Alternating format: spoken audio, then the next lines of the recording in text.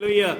वचन कहता है एली के जो बच्चे थे वो परमेश्वर के पीछे नहीं चले, क्योंकि एली ने कभी अपने बच्चों को समझाया नहीं कि परमेश्वर की आज्ञा को कैसे मानना है, परमेश्वर के पीछे कैसे चलना। उसने कभी भी अपने बच्चों के ऊपर ध्यान नहीं दिया, इसलिए उसके बच्चे पाप में पड़ गए, व्यभिचार में पड़ गए और परमेश्वर को त्याग दिया।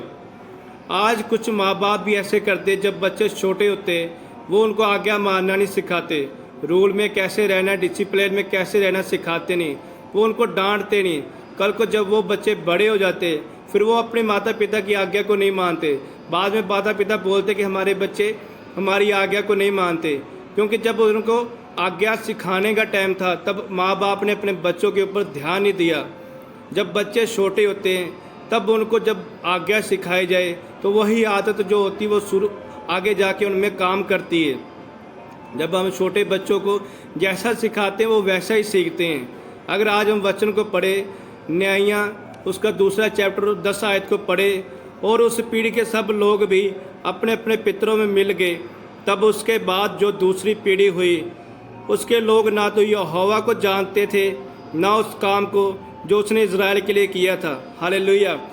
वचन कहता जब यहोशुआ मर गया, उस पीढ़ी के सब लोग मर गए, तो उसके आगे जो पीढ़ी आई वो ना तो परमेश्वर को जानते थे और ना उस कामों को जो परमेश्वर ने इज़राइलियों के लिए किया था।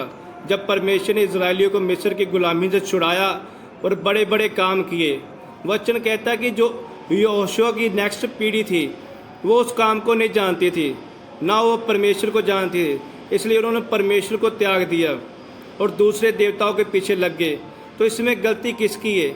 इसमें गलती पहले वाली पीढ़ी की है कि उसने अपने बच्चों को सिखाया नहीं कि परमेश्वर के पीछे कैसे चलना है, परमेश्वर ने हमारे लिए क्या काम किए, क्या काम नहीं किए। आज जब हम अपने बच्चों को सिखाते नहीं कि प्रार्थना कैसे करनी, हम अपने साथ उनको प्रार्थना में नहीं बिठाते, ना बाइबल पढ़ना सिखाते हैं, तो वही बच्चे जब कल को बड़े होते फिर हमारी आज्ञा को नहीं मानते और वो पाप में पड़ जाते और बुराई में पड़ जाते हैं। आज सब माँ बाप को ऐसे चाहिए कि वो जब प्रार्थना करे तो अपने बच्चों को साथ में बिठाए, बाइबल पढ़े, अपने बच्चों को साथ में बिठाए, ताकि कल को जब वो बच्चे बड़े हो उनको पता चले कि परमेश्वर क्या है और उसको क्या अच्छा लगता और क्या अच्छा नहीं लगता, और पाप से कैसे दूर रहना और बुराई से कैसे दूर रहना। कल को जब वो बच्चे बड़े होंगे, परमेश्वर में चलेंगे, परमेश्वर की आज्ञा को मानेंगे, तब उनको कोई भी कठिनाई नहीं होगी परमेश्वर की आज्ञा को मानने में, क्योंकि वो शुरू से ही परमेश्वर की आज्ञा को मानते आए होंगे। पर जब बच्चे हम छोटे होते उनको सिखाते नहीं और कल को जब जो बड़े हो जाते फिर उनको सिखाते हैं, तो फिर वो कभी भी मानते नहीं, क्योंकि हमने उनको शुरू से सिखाया ही नहीं है। जब हम उनको शुरू से सिखाते नहीं तो फिर आगे जाके वो कभी भी सीखते नहीं हैं। फिर जो आदत उनकी बनी होती है वही आदत उनमें काम करती है। जैसे वचन में लिखा है कि यहोशुआ मर गया और उसकी पीढ़ी के सब लोग मर गए, और उसकी आगे जो पीढ़ी थी वो ना तो परमेश्वर को जानती थी ना उस कामों को जो परमेश्वर ने उनके लिए किया था, क्योंकि उस पीढ़ी के लोगों ने अपने बच्चों को कभी सिखाया नहीं, कभी बताया ही नहीं कि परमेश्वर ने हमारे लिए क्या किया क्या नहीं किया।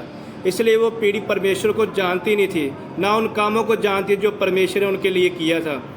आज हमें अपने बच्चों को जब वो छोटे हैं तब से उनको आज्ञा माननी सिखानी है, रूल में रहना सिखाना है, डिसिप्लिन में रहना सिखाना है, और परमेश्वर के पीछे कैसे चलना, परमेश्वर की आज्ञा को कैसे मानना वो सिखाना है।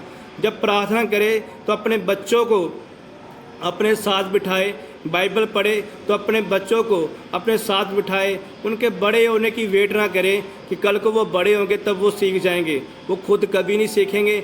आज जब आप उनको अपने साथ सिखाओगे बाइबल पढ़ना, प्रार्थना करना, तो जो उनकी नींव है वो पक्की होती जाएगी, और जब उनकी नींव पक्की हो जाएगी फिर आगे जाके उनको कोई मुश्किल नहीं होगी और वो खुद वो सीखते जाएंगे और प्रभु में बढ़ते जाएंगे। प्रभु इस वचन के द्वारा आपको आशीष दे। God bless you all. आमीन।